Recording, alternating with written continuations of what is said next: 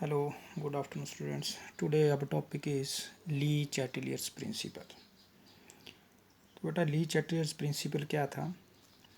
हमें पता है rate of forward reaction is equal to rate of backward reaction. Equilibrium exist होने के लिए ये दो चीज़ें हैं, रेट ऑफ फॉरवर्ड रिएक्शन। जब भी रेट ऑफ फॉरवर्ड रिएक्शन और रेट ऑफ बैकवर्ड रिएक्शन बेटा इक्वल हैं तो इसका मतलब है ये इन इक्विलिब्रियम स्टेट में है। तो अगर हम इस इक्विलिब्रियम को डिस्टर्ब करना चाहें, अगर हम इस इक्विलिब्रियम को डिस्टर्ब करें तो क्या होगा? यहाँ पर ये जो इक्विलिब्रियम है ये किस साइड में शिफ्ट होगा, और ये सारी चीज़ जो थी वो ली चैटिलियर्स ने बताई थी। Means if we disturb the equilibrium, chemical equilibrium in a reversible reaction, it will respond to the change and will restore its equilibrium. इसी का दूसरा नाम है इफेक्ट। तो ली चैटिलियर्स ने आपके पास ये जो हमारे जो ली चैटिलियर्स प्रिंसिपल है बेटा, ये बेस्ड है अपना इफेक्ट ऑफ, फर्स्ट है आपका effect of change in the concentration, effect of change in concentration. मतलब ये जो कंसंट्रेशन है ये इक्विलिब्रियम जब हम डिस्टर्ब करेंगे इस कंसंट्रेशन से तो ये कहाँ शिफ्ट होगा, किस डायरेक्शन में होगा, ये आपका फर्स्ट है। तो ली चैटलियर ने क्या बताया था? देखो फर्स्ट है बेटा ये ए प्लस बी और ये प्रोडक्ट जो है वो कोई सी बन रहा है। अब जब मैं इसकी कंसंट्रेशन को चेंज करना चाहूँ तो बेटा इसमें क्या होगा? इस टाइम तो क्या है, ये जो रिएक्टेंट्स हैं ये आपस में रिएक्ट होके ये प्रोडक्ट बना रहे हैं। और अब आपको बताया था कि इनिशियली जो कंसंट्रेशन है वो ज़्यादा होती है और फिर धीरे धीरे कम होती जाती है और प्रोडक्ट फॉर्मेशन होता जाता है। अब मैं क्या करता हूँ, अब हम चेंज इन कंसंट्रेशन पढ़ रहे हैं फैक्टर, तो अब मैं कंसंट्रेशन से जो है इस इक्विलिब्रियम को डिस्टर्ब करना चाहूँ तो क्या होगा? मैं इस, मान लो ए प्रोडक्ट में है, मैं ए और ऐड कर देता हूँ, ए की कंसंट्रेशन और बढ़ा दी, या फिर मैंने बी की कंसंट्रेशन और बढ़ा दी। तो ऐसा करने से क्या होगा? The concentration of the reactant is large and the concentration of the product will be less.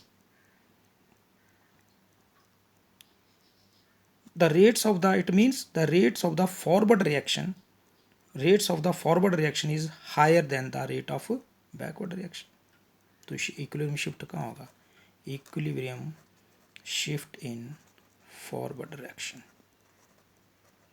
देखो बेटा फॉरवर्ड रिएक्शन में होगा क्योंकि यहाँ से ये इसकी कंसंट्रेशन हाई है तो ये हाई टू लोअर कंसंट्रेशन जाएगा। ठीक है, यही प्रोसेस था।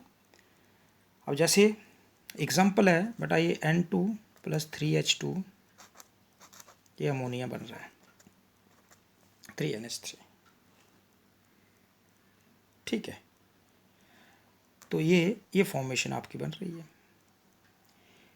इसमें अगर मैं इस हाइड्रोजन की कंसंट्रेशन को थोड़ा सा इंक्रीज कर दूं तो क्या होगा? मोर reactant and less product, the equilibrium shift in the forward reactions. दूसरे केस में बेटा N2 प्लस 3H2 है और ये अमोनिया है। अब मैं क्या करता हूँ, मैं यहाँ पर इस हाइड्रोजन की कंसंट्रेशन को थोड़ा कम कर देता हूँ। ऐसा करने पर क्या होगा? इस यहाँ पर हाइड्रोजन की कंसंट्रेशन जैसे ही कम होती है तो इसका मतलब है more product formed and the less will be the reactant, then the equilibrium shift in the backward directions. तो इसका मतलब यहाँ की कंसंट्रेशन ज़्यादा होगी, यहाँ की कम होगी, तो इक्विलिब्रियम जो है वो अब बैकवर्ड डायरेक्शन में मूव करेगा। बस this is the effect of the change in the concentration, और ली चैटिलियर्स ने ये बात कही थी। उसके बाद बेटा सेकंड आता है आपका, second one is change in pressure. अब हम क्या करेंगे, थोड़ा सा प्रेशर में चेंज करेंगे और देखेंगे कि इक्विलिब्रियम जो है वो किस डायरेक्शन में शिफ्ट होता है, मतलब प्रेशर से हम इक्विलिब्रियम को डिस्टर्ब करेंगे, फिर देखेंगे हम किस डायरेक्शन में आता है।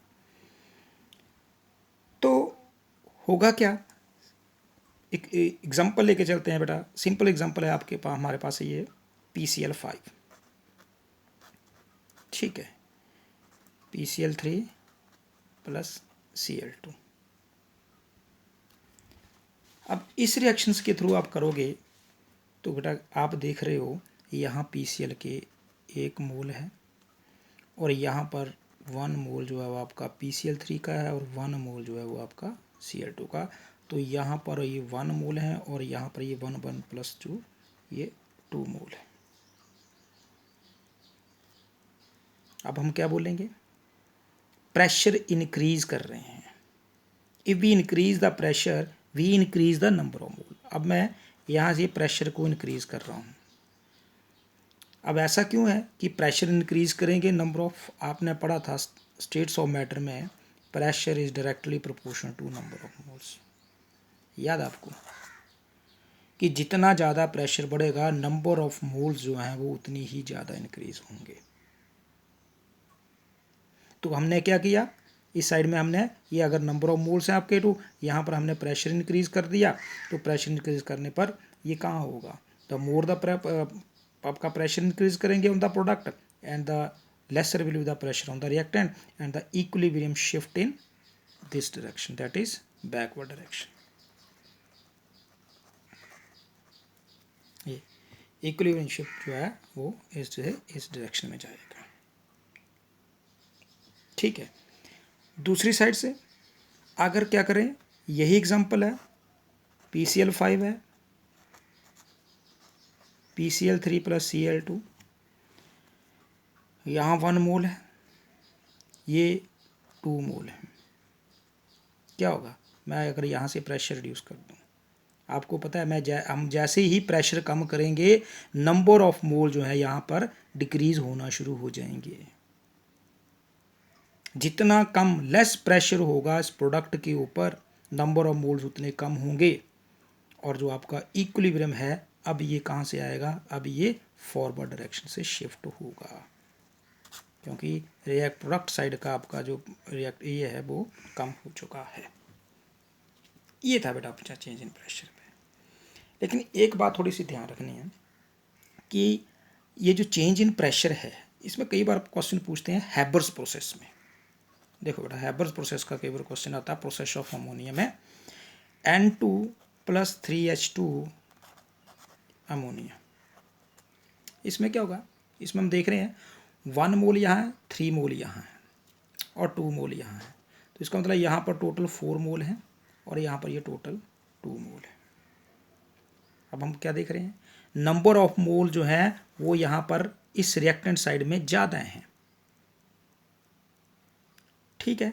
तो इसका मतलब क्या होगा, अब ये जो इक्विलिब्रियम है ये जो शिफ्ट होगा ये कहाँ से होगा, रिएक्टेंट से प्रोडक्ट मीन्स फॉरवर्ड डायरेक्शन में।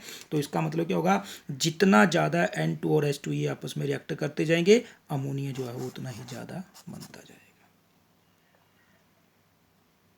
Equilibrium shift in the forward direction. अब कई बार क्वेश्चन पूछ लेते हैं कि सपोज कर लो ये N2 है प्लस O2 है और ये इक्विलिब्रियम शिफ्ट आ रहा है 2NO में, क्या फ़र्क पड़ेगा। तो इसका ये आंसर होगा नो इफेक्ट। बेटा ऐसा क्यों, 1 मोल यहाँ है, 1 मोल यहाँ है, 2 मोल यहाँ है, तो इसका मतलब दोनों साइड में मोल जो है वो इक्वल हैं। जब मोल इक्वल होते हैं तो there is no effect of the pressure on this. ऐसे कई बार क्वेश्चन पूछ लेते हैं।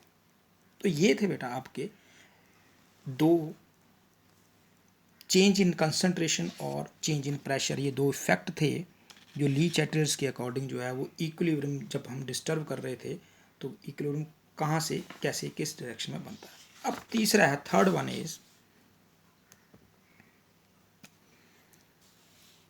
One is effect of change of temperature.